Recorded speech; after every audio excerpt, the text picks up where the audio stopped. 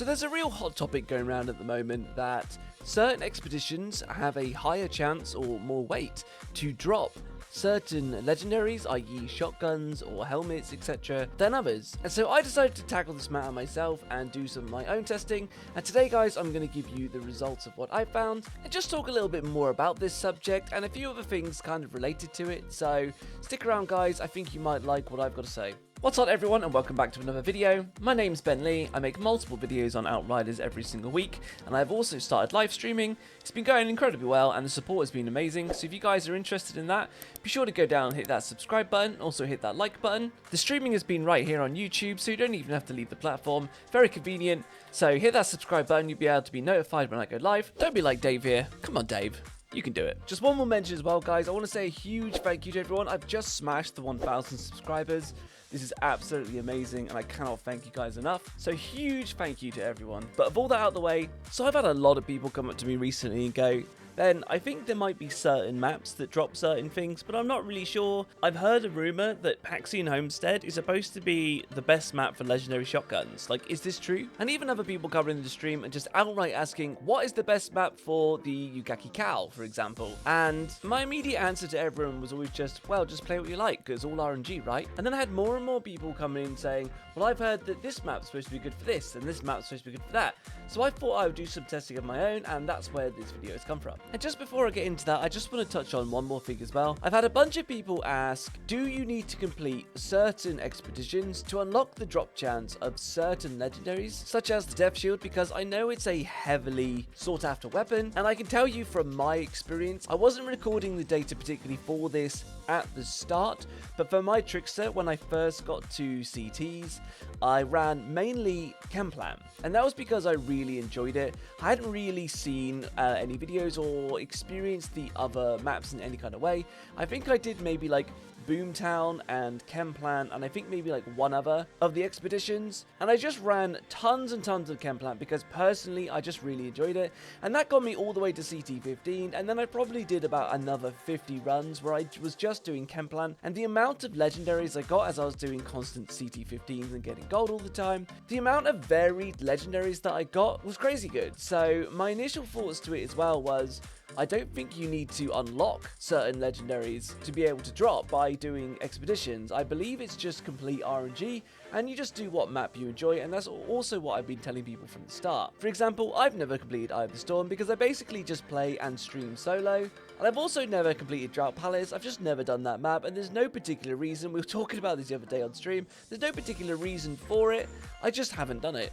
So my final thoughts on that is that I don't believe that you need to at all, and I just want to give a really big shout out to another awesome YouTuber and streamer called Cloud Plays. I've just recently had a bit of a chat with him, and he's also covering this subject, and he's also gone to the steps of starting a brand new character, and he's only going to be running one map to then prove that, one, you don't need to do certain maps to unlock legendaries, but two, also that you can get any legendary from just running one map, for example. So big shout out to Cloud Plays. I'll leave a link to his channel in the description. Highly recommend checking him out and jump into one of his live streams at some point. They're really chilled, he's just really nice. Hit that sub button for him and show him some love. So with that, guys, this is the data that I have, and this is what I did. So I ran CT 14, Paxian Homestead solo, and I did 50 runs, and I got gold for every 50 of these runs. I did them all live on stream, so if anybody wants to dispute this data, you can actually go onto my channel and go back to my live streams, and you'll be able to find over the course of 3 different streams that I did every single one of these runs live, and this is the exact data that I got, so you can't really dispute it if there is anyone out there that's thinking that. This is exactly what it is, and the data is all there. So out of these 50 runs that had at least one legendary drop, there was 31, and then of course runs that had no legendary drops, there was 19. And then over here, guys, with this table here, what I did was, out of the 31 runs that did drop a legendary, this is what I've recorded here, and I've put them into the categories of shotgun, like a legendary headpiece, legendary chest piece, legs, gloves, boots, sniper rifles, pistols, all the different varied assault weapons, including LMGs and submachine guns, and then rifles. And in the case of the rumour, does Paxian Homestead actually drop more shotguns? Is it supposed to be weighted more heavily towards shotguns, for example?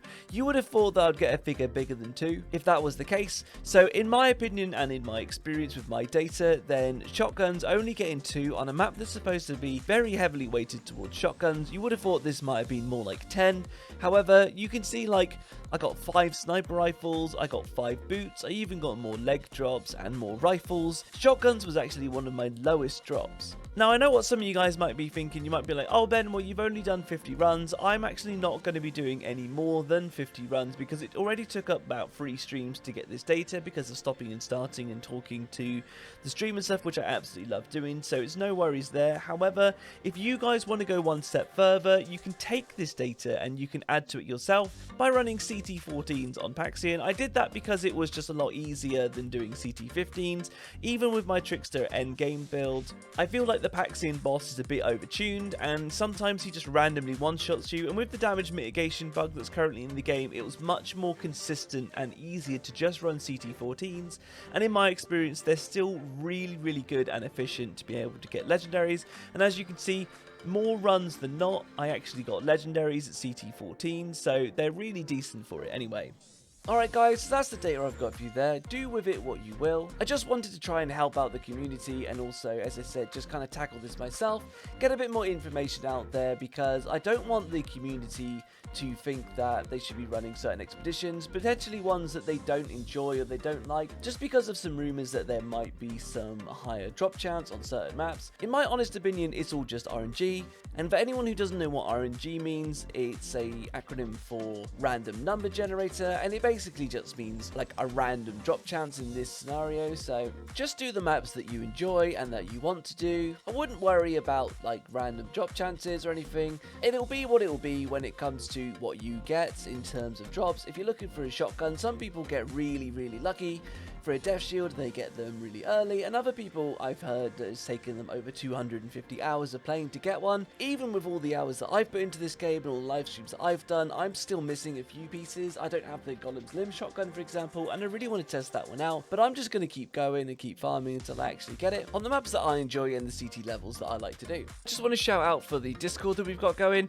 There's an absolutely amazing community going on there. It's completely free. The link will be in the description if you fancy joining it. There's loads of people in there offering advice with their builds, as well as doing free carries for CT climbing. So big shout out to you guys. Keep up the good work. You're doing absolutely amazing, and thank you so much. Love you to pieces. Alright guys, that's what I've got for you today. Hopefully you've at least learned something, but I also want to know what your guys' opinion on this is, so let me know in the comments below. Do you think it's all just RNG chance? Most people that come into the stream do, but maybe you've got a different opinion. I would love to know, so go down there and hit me up in the comments. I do look and read and reply to every single comment, so I appreciate all of you guys taking the time to do so. And if you want to check out more, come check me out on the stream. I stream right here on YouTube. If you like the video, please give it a like, and consider subscribing if you've learned anything. I'll be posting multiple videos on Outriders every single week. But until the next one, guys, hope you've learned something, and I also hope you have a very nice day. And until the next one, see you now.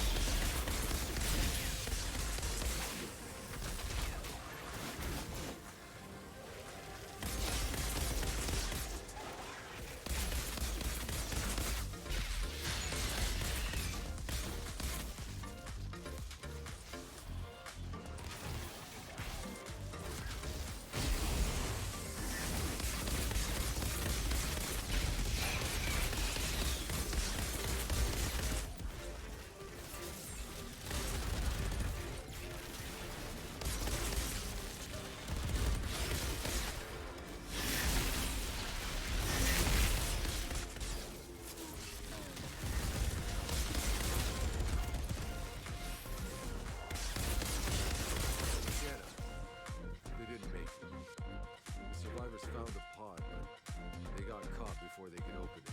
That is a shame. Whatever you can recover from that pod, we'll use it to honor those